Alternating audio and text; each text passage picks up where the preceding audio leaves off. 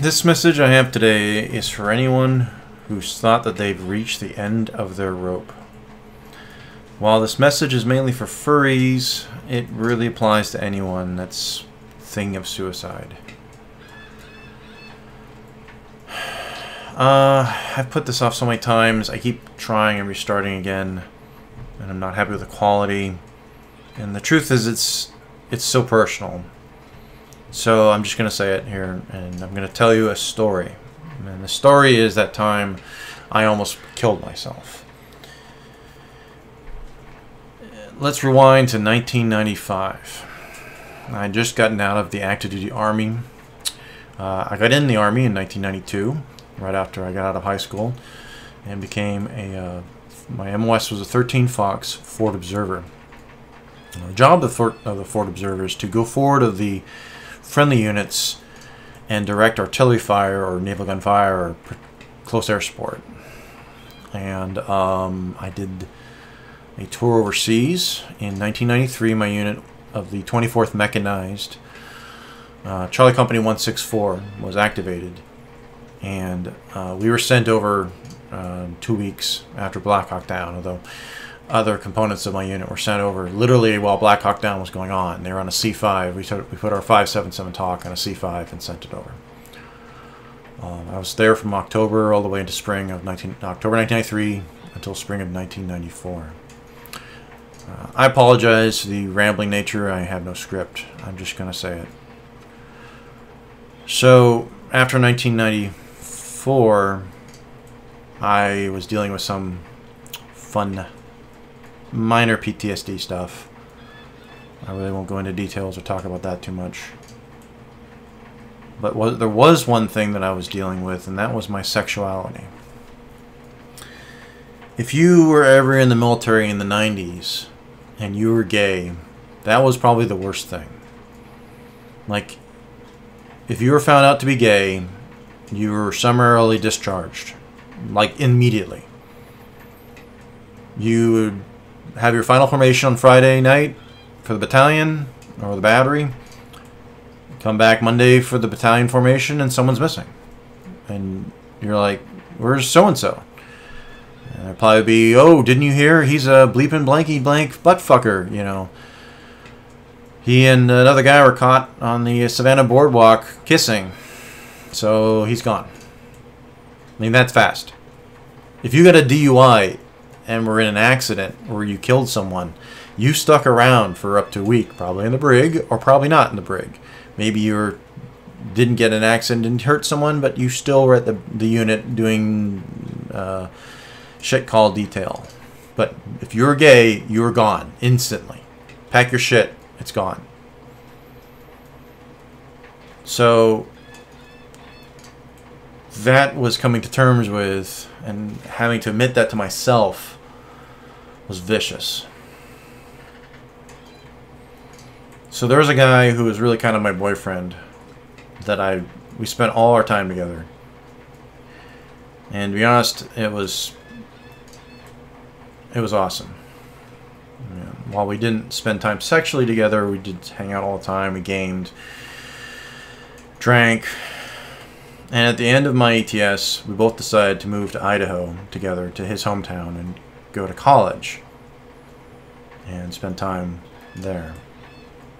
I went ahead, spent all my money to move to Coeur d'Alene. Drove out there in my little Chevy S10 truck that I bought from the money that I earned while I was over in Mogadishu, and waited for him. And he didn't show up. And then I got a message from his brother saying he doesn't want to see me again because he has a girlfriend, and his girlfriend thinks I'm a queer. And told his brother that I'm a queer. And people's attitudes there at Coeur d'Alene were absolute dog shit. Like, I came out to my truck one morning and all 4 tires were slashed and the spare was stolen. And I had people while I was filling gas, spit on me. Fucking spit on me while I'm getting gas. Why? Because I committed the cardinal sin of having a California plate on my truck with giant crossed cannons of the U.S. artillery. I mean, this fucking obvious veteran But no, you're from California, you're a fag, get out.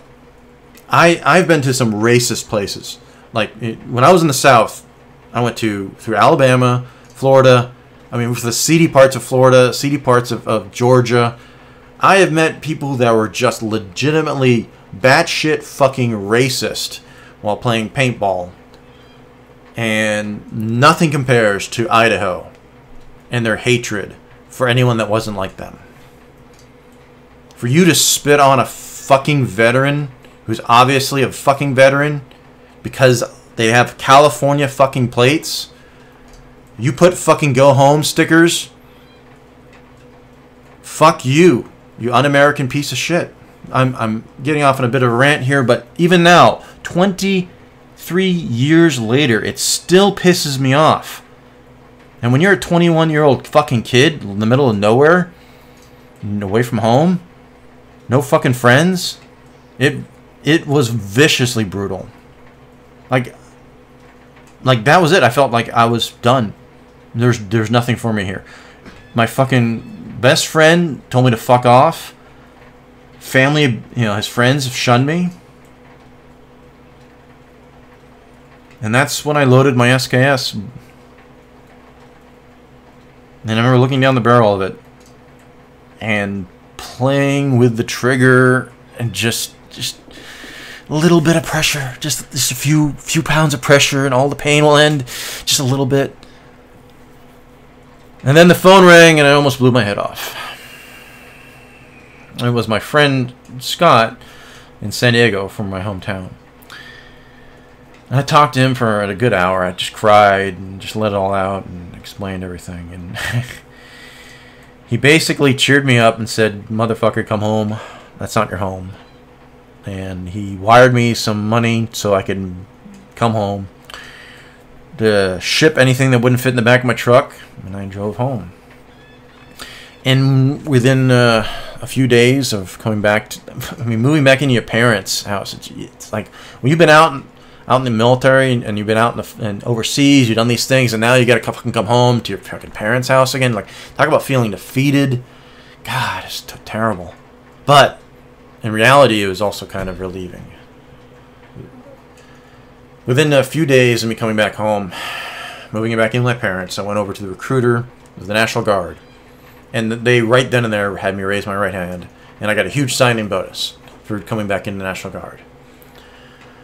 And within 6 months, I got the greatest job I ever had. I ended up working for the border, working as part of Task Force Grizzly, where I worked the ports of entry with the Department of Customs, Department of Treasury, I'm sorry, U.S. Customs, Department of Immigration, and the Border Patrol, where I worked the secondary lots of the ports of entry, supporting them, the truck inspection yard, and then finally, when it was Team Shield I got in on, where I worked directly with the Border Patrol, running FLIR scope trucks at nighttime out in the deserts of San Diego, hunting drug runners. And holy fuck, it was so much fun. And then at the same time this is going on, I found someone who came into my life that just completely changed it. My now husband. We met while I was still stationed at 32nd Street. That's where Task Force Grizzly was stationed out of, was the wet side of 32nd Street. And I was at Donnelly Hall on the dry side. That was our barracks. And they had, my spouse had came in at the time, was stationed on a ship there. And they were lost. The first time they'd moved out for, first time they got out of their state. We met and just clicked and clicked and clicked, and here it is coming on. We're going to celebrate our 20th anniversary this year of being together. So all these incredible things happened to me after that point where I didn't kill myself, where I almost killed myself. And that's my message. It's, you don't know the future. You cannot know the future. And as depressing and dark and terrible as it is, there will be a brighter dawn. And I just want to emphasize that. It's out there. Happiness for you is out there. And if you quit the game, you don't get to experience it. If someone's calling you a shitbag or terrible fucking names, and you feel like dirt and you feel like worthless, you're not worthless. You're only worthless if you pull the fucking trigger and quit the game. That's it. Do you want to win this game? It's just simply stay in it. If some guy's being a giant jack-off to you, you beat them by surviving, by hanging around, by succeeding. And you can succeed simply by existing. That's my message. Thank you for listening. And I hope you get out there can take from this. Take from my experiences. And don't think that I'm stronger or better than you, or it's not the case at all. We're all equally strong. You have strength inside you that you just do not know. When I went into the military, I was 139 pounds wet. I was a kid that was bullied all the time. I ate my fucking lunches in high school in fucking restrooms because I was just constant. Every day was fucking hell. But you know what I found? Going into the service, it was the people, it was the nerds, it was the furries, the dorks, the geeks that stood up when the bullets started flying.